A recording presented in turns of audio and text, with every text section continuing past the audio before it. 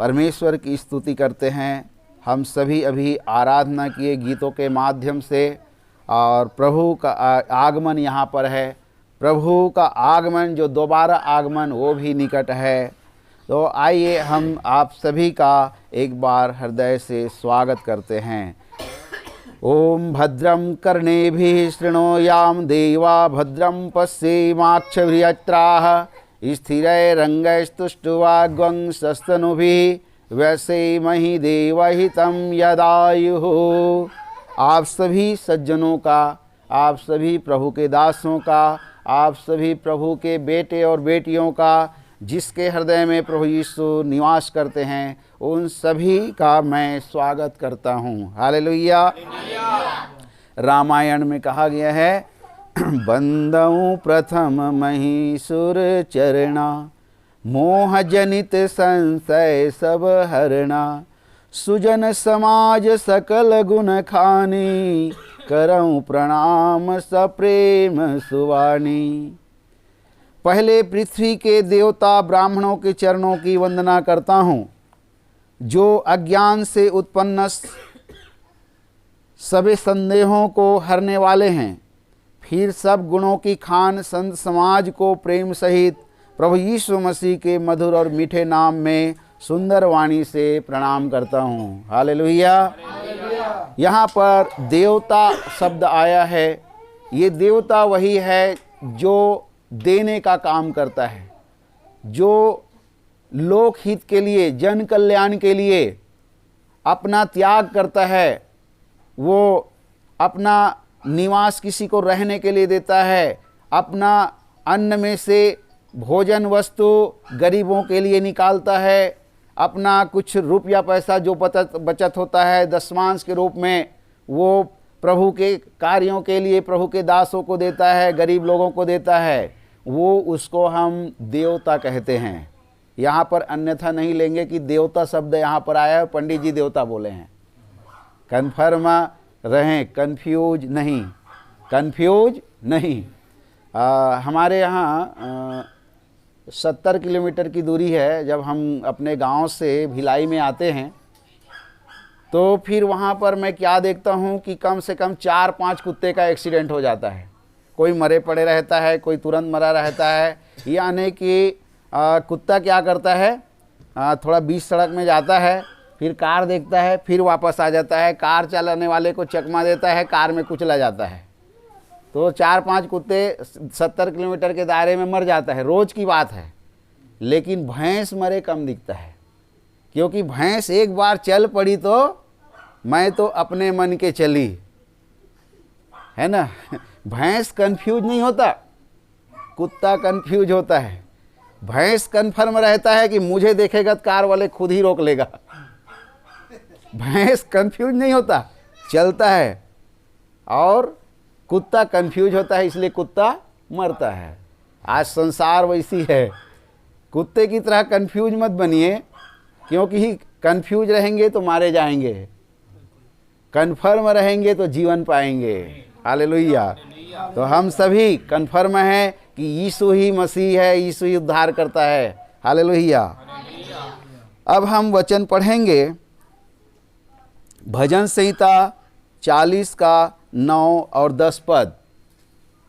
आप जिसके पास भी बाइबिल है निकालेंगे। भजन संहिता 40 अध्याय का 9 और 10 पद।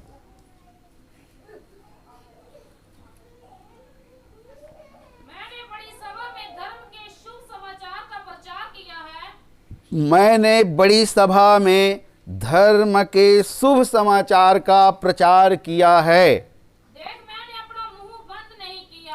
हाँ, देख मैंने अपना मुंह बंद नहीं किया। है यहोवा तू इसे जानता है। हे यहोवा इसे तू जानता है। हमारा परमेश्वर जो सर्वशक्तिमान परमेश्वर है, उससे कोई बात छिपी है क्या? नहीं। हम कहीं भी रहें वो छिपी हुई नहीं है। हम जहाँ भी हैं, जल में, थल में और आकाश में, तो हमारा परमेश्वर वहाँ भी उपस्थित है और हम सबको देख रहा है।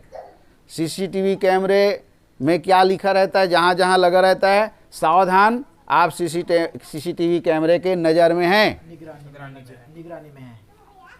हम वहाँ पर तो सावधान हो जाते हैं, वहाँ पर चोर चोरी नहीं करता, वहाँ पर सोने चांदी की दुकान में जाता है और अंगूठी चोरी करता है, वो पकड़ा जाता है कि इसने अंगूठी चोरी किया। वहाँ पर सब लोग सावधान रहते हैं। लेकिन हमारा परमेश्वर जो हमको जीवन दिया है, क्या हम 24 घंटे एक्साइटेड हैं? क्या हम 24 घंटे परमेश्वर के भय में हैं?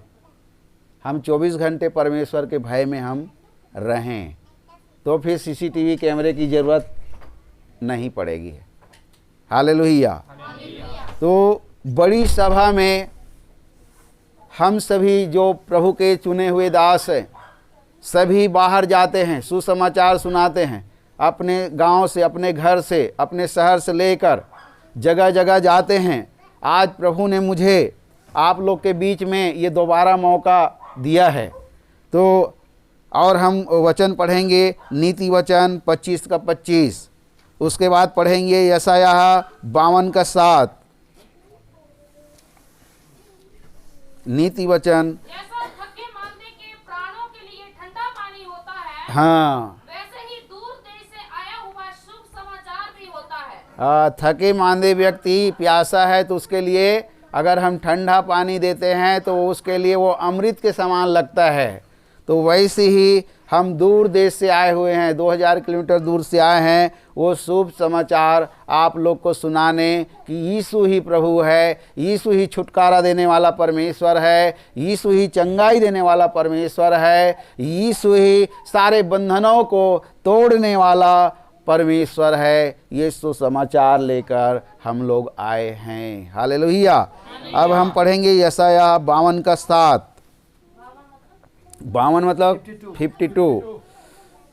52 का 7।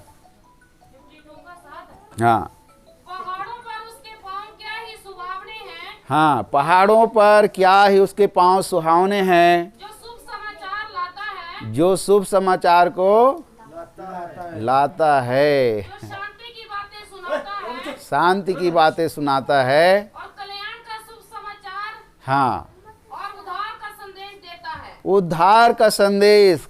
क्यों आए हैं भाई यहाँ पर? कितने नए घरों में गए, कितने लोगों को चंगाई मिली, छुटकारा मिला, शैतान के बंधनों से छुड़ाया गया।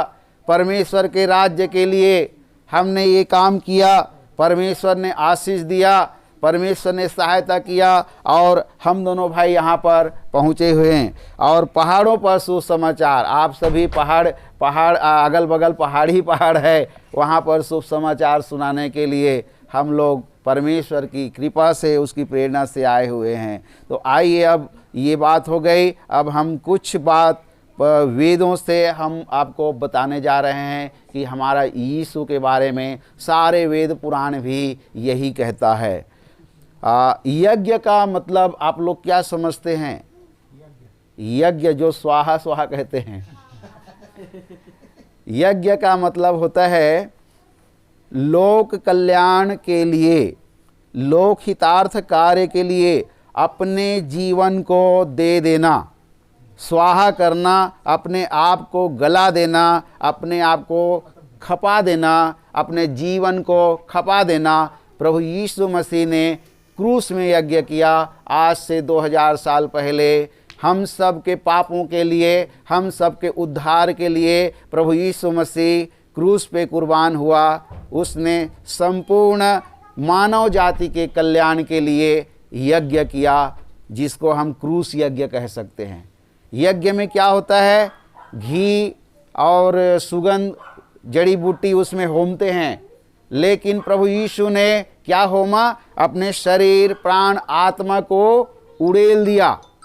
उसने 39 कोड़े खाए। क्रूस के पहले 39 कोड़े उसको लगाया गया। वो हमारे कल्याण के लिए, हमारे चंगे होने के लिए उसके वो अपने पीठ पर 39 कोड़े खाए हैं। हालेलुया। हम विश्वास करेंगे, पतरस की पत्री में भी लिखा है कि उसके कोड़े खाने से हम क्या हुए? चंगे हो गए। इस बात को जानिए। तो हमारा परमेश्वर लोक हित के लिए, जन कल्याण के लिए आया। लूका रचित सुसमाचार अध्याय 2 में आया है, 2:10 में, कि वो सब लोगों के लिए, देखो मैं तुम्हें सुसमाचार सुनाता हूँ, स्वर्गदूत ने कहा। और वो सब लोगों के लिए, सब यानी पूरे मानव जाति के लिए आया। कोई क्रिश्चियन के लिए नहीं आया, उस समय क्रिश्चियन था ही नहीं, कोई ईसाई धर्म था ही नहीं, सभी मानव थे। उस समय कोई हिंदू धर्म भी नहीं जानते थे। ये सब धर्म का चक्कर अभी चला, और धर्म के कारण लोग आपस में टकराहट हो रही है, आपस में लड़ाइयाँ मची है। लेकिन प्रभु यीशु किसके लिए आया? सब मनुष्यों के लिए आया, पूरे मानव जाति के कल्याण के लिए आया। और उसमें से मैं भी उसमें शामिल हूँ, भाई भी उसमें शामिल है। हम लोग कोई मूल ईसाई क्रिश्चियन समाज से या क्रिश्चियन के घरों में हम लोग जन्म नहीं लिए हैं। हमने सत्य को जाना और सत्य ने हमें स्वतंत्र किया। तुम सत्य को जानोगे और सत्य तुम्हें स्वतंत्र करेगा। हम इस बाइबिल की पवित्र कलाम से जान सकते हैं। लय व्यवस्था 1 अध्याय का 10 पद, लय व्यवस्था निकालेंगे। हमारे परमेश्वर जो निर्दोष मेमना था, जो प्रभु यीशु मसीह सिर्फ और सिर्फ एक पवित्र मेमना और निर्दोष मेमना वही थे उस समय सशरीर में। उसके बारे में यह लय व्यवस्था में पवित्र बाइबल में लिखा है। क्या लिखा है? पढ़ेंगे 1 का 10 पद। और यदि वह भेड़ों व बकरों का होम बलि चढ़ाए, तो निर्दोष नर को चढ़ाए। यानी हमारे पापों के बलिदान के लिए पहले पुराने नियम में हमारे पूर्वज लोग क्या करते थे? मंदिरों में जाके बकरा का बलि करते थे। और उस समय कोई ऐसा नहीं था कि हमारे पापों की क्षमा के लिए बकरा या बैल की बलि कर दे और हम निर्दोष ठहरें। इसीलिए देखा, परमेश्वर ने जगत से ऐसा प्रेम रखा कि उन्होंने अपना इकलौता पुत्र दे दिया, ताकि जो कोई उस पर विश्वास करे वो नष्ट ना हो। ये परमेश्वर का वचन आप सभी जानते हैं, यूहन्ना 3:16 में ये लिखा है।